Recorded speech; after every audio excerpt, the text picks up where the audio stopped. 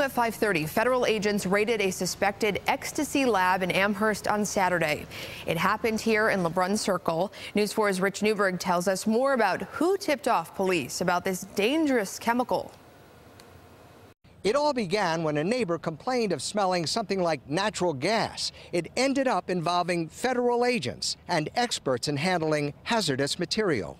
A national fuel technician arrived to turn the gas back on at this property on LeBrun Circle, where a suspected ecstasy lab was operating. Kind of scary just because it's a residential neighborhood. I know in the surrounding houses there's at least a dozen children who are, under the age of 7, and it just must not be attracting very good people down the street. Could be risks of inhalation, fire, even explosion with some of these labs.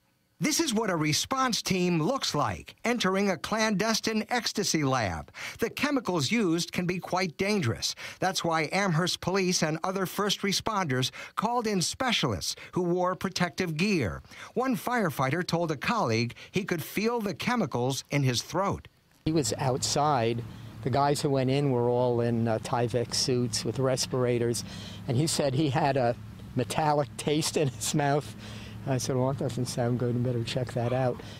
Dr. Stephen Dubofsky, who lives 3 houses from the scene, is also head of UB's Department of Psychiatry and knows what ecstasy can do to a user's health. It will induce psychosis, and also it will dissolve a part of your brain.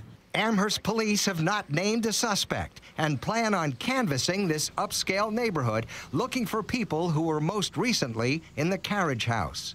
The DEA says federal charges could be involved here, pending the outcome of the investigation. Rich Newberg, News 4.